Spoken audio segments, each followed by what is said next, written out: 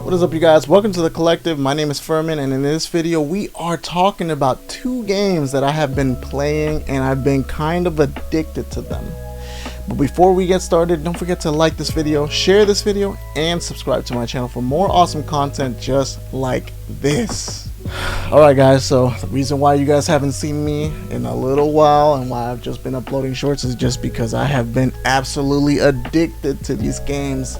I have not been able to put them down ever since. 3 days later. As I was saying, I have been absolutely addicted to these games and I have not been able to put them down. I don't have the physical copy of these, but the first one is going to be Pikmin 1 and 2. So I've always been really interested in Pikmin ever since it got released on the Wii U. When they had Pikmin 3 finally come out for that thing, I tried the game. I didn't get to beat it, but I liked the idea of it. I like the fact that the game was absolutely gorgeous and, you know, the gameplay is simplistic in nature, but it does build upon that frame and that structure that they have for the video game itself. And so now that it got announced, they actually released Pikmin 1 and 2 for the Nintendo Switch. So I was actually able to play these games. And I just beat it. I beat it about a week ago. And oh my god, this was a nightmare. I mean, holy moly. First off, these are direct ports to the Switch from the GameCube. So 1 and 2, they have the widescreen, so it makes it more frame fitting for the Switch itself, but playing the game, it's about the same. I didn't really notice too much of a difference. It does look a lot better, I will say that. It does look a lot better on the Switch than it did on the GameCube. And for the most part, the game is pretty smooth. It looks like it's running on 60 frames, which is just perfect. I mean, we love that. But the game is kind of butt ugly, I'm not gonna lie. Going from Pikmin 3 to Pikmin 1 and 2 was kind of like, ugh. But yeah, I finally got to play these games and I finally beat them, and what I have to say about them is the fact that the games are fun. Like, it's exactly what I thought. They're fun, but they are confusing as heck because you don't necessarily, like, it doesn't spell it out for you what you're supposed to be doing and how you're supposed to do it. Like, the premise of the first game is, you know, you're Olimar and you got stranded and you got to get back home. You have 30 days to do this. The problem with this whole 30-day system when it comes to this game is the fact that it puts the pressure on you. So you're like, oh my god, like, this is crazy. I have to beat this game. If I don't beat this, like, if I don't maximize what I need to do in every single day, then I'm not going to be able to beat it. So, you know, I had to use a walkthrough for both of the games, and it was a pain, and I didn't really like to have to do that, but, you know, it really does, like, you do need to do it. When I actually beat Pikmin 1, I was at like day 26 or 27, so, you know, I had a good amount of time to beat the final boss, which is, you know, kind of a pain if you don't know how to do it. So yeah, it builds upon the difficulty, so it is a difficult game at the end of it, but it was more of a pain in the butt than it was difficult, just because of how, you know, it's set up and how the game is. I don't want to dive too deep into it. I just want to kind of give a little bit of my thoughts of it, and, you know, let you guys form your own judgment when you go out there and buy it yourself and play it. All in all, I give the first one, I give that like a 6 or 7 out of 10. It's a great game, and, you know, the fact that they made it look a lot better and it runs really smooth is also awesome, but it is extremely dated and it is very limited in the resources and, like, the tools that it gives you to be successful. Now the second one is a different story. It's a little bit different, you know. When you get back home, you're basically, the company's like bankrupt, so you get sent out on an expedition with this new little guy, blanking on his name right now, but he's your new little buddy. He's essentially your underling, so, like, he works for the same company just like you do, but, like, he's, you know, you're a little more experienced than he is. So you have 2 humans now, and you got Pikmin and all this stuff, and now there's new Pikmin. You have the purple Pikmin and what is it? The white Pikmin. That's what it is. The white Pikmin with the little beady red eyes. and they do certain things, you know, like the purple Pikmin is heavy, and the white Pikmin, they can, you know, they can fight against like poison and stuff like that. When I tell you guys, this game drove me insane. Oh my goodness. I still had a lot of fun with it, but Jesus, that game was absolutely crazy. Like, it just brought the whole grindiness to a whole nother level. Like, it would get to the point where, you know, you'd have to, like, here's a perfect example of this. Towards the end of the game, in like one of the final levels, there is a item that you need to pick up with that is, it's pretty much like a dumbbell, and you need 1,000 Pikmin. Now the game doesn't allow you to have 1,000 Pikmin out there. It only allows you to have 100. So that's why you need the purple Pikmin.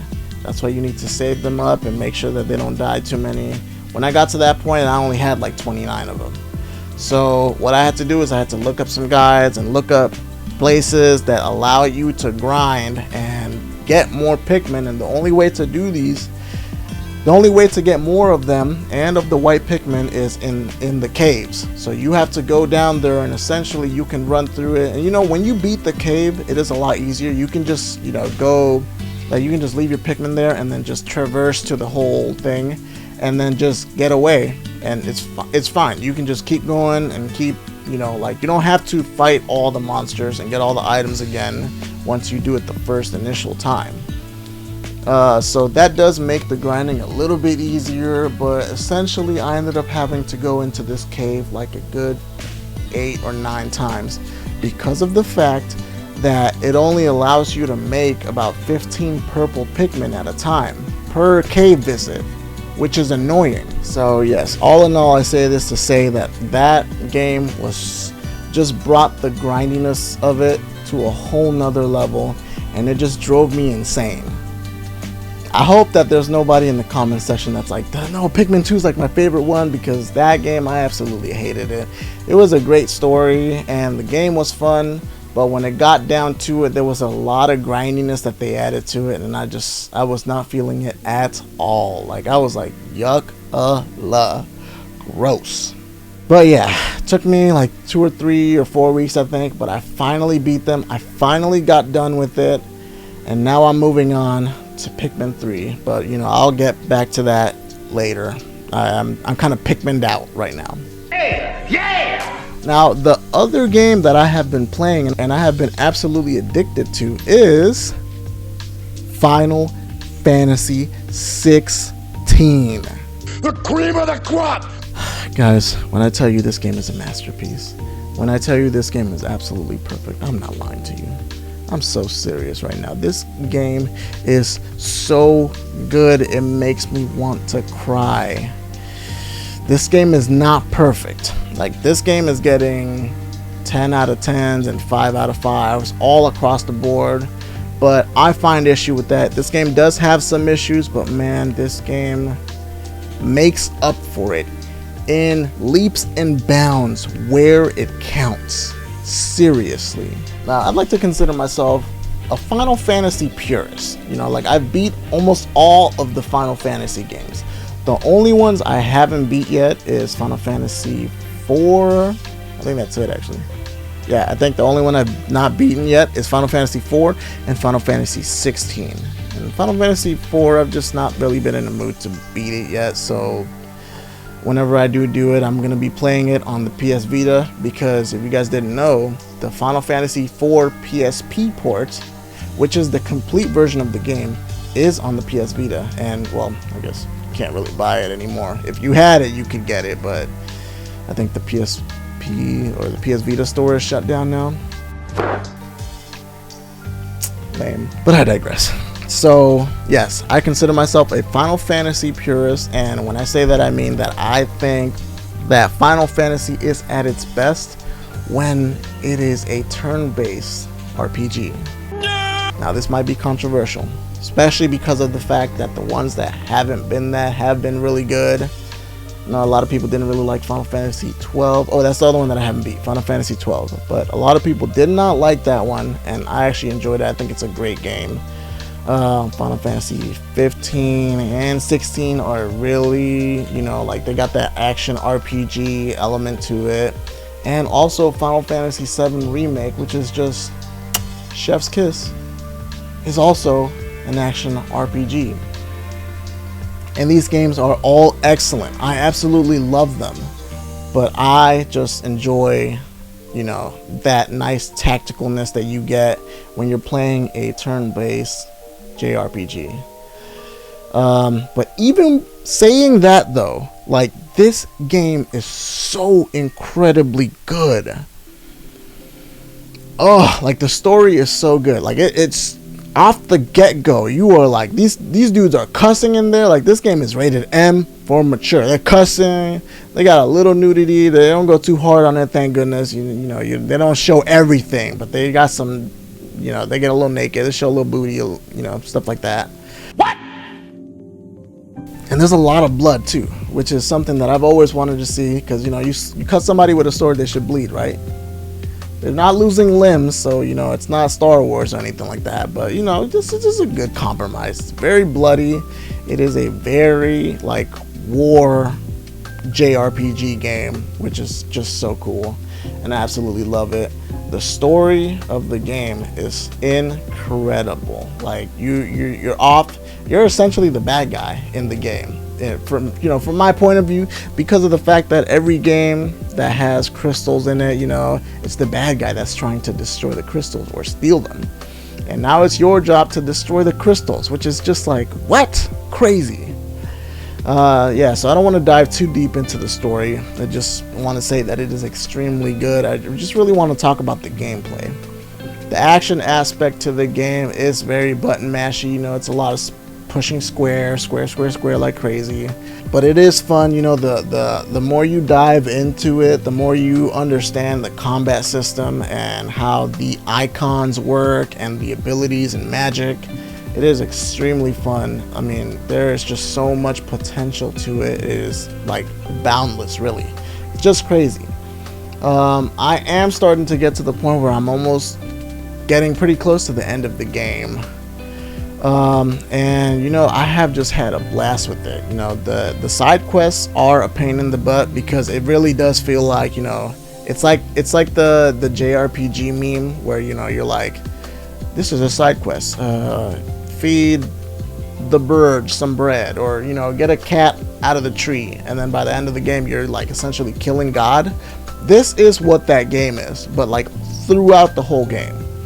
Like, they have you doing stupid side quests like that. Like you had to feed some of the guys some porridge. Like, you just walk around and talk to people, give them some bowls of food. That's pretty much what it is. Lame. Moving on. Yep. The icon battles are the highlight of the game. And we love those. We love the summons. Especially if you're a Final Fantasy fan, you love the evolution of the summons. Like, that is the best part of Final Fantasy, is the fact that we've been able to see Ifrit change from 2D to 3D to where he's at right now. He just looks so incredibly good. Those fights, all of them, every single icon fight that there has been 10 out of 10.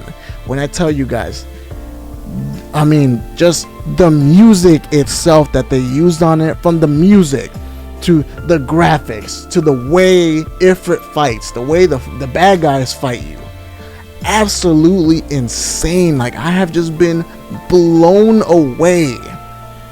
Just, oh my god. Like, the first one that you fight, the Garuda fight, that one's insane. And it's half cutscenes and half fights, and it is so seamless. Like, that's the best part about the PS5.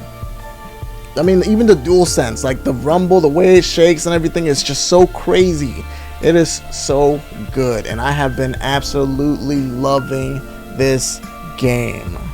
I have a group chat with my brothers, and they beat the game already, so I've been a little behind when it comes to it, I'm not gonna lie. But now that I've been playing it, they're like, oh, wait till you fight Titan. And boy, was that a fight. I don't want to say anything about it. If you guys haven't played the game yet, please play the game. And when you get to that point, comment. Let me know, because that fight was absolutely bananas. And I got past that, you know, and the next icon battle was just like, oh my god, wow, oh my goodness, it is so good. It is so good that it actually made me want to cry a little bit, not gonna lie. But yeah, all in all, I have been absolutely loving the game, and I've been super addicted to it. That's literally all I've been playing. Barely touched my Switch, like barely touching my analog, pocket. Don't even talk about the Steam Deck. Emotional damage. Yeah, but that's pretty much what's been going on. So yes. Alright guys, if you love this video, don't forget to like this video, share this video, and subscribe to my channel, because we're so close to hitting 2,000 subscribers, guys. 2,000, the big 2K. If you would have told me this in 2019 that I'd have 2,000 subscribers in a few years, I would have been like, nah, that's impossible. But here we are, we're so close. Thank you guys for watching, thank you guys for the support, and we will see you guys on the next video. Peace. I'm saying it right now, Final Fantasy 16 will definitely be game of the year. I'm sorry, Tears of the Kingdom. It's Final Fantasy 16. It has to be. It has to be. It has to be.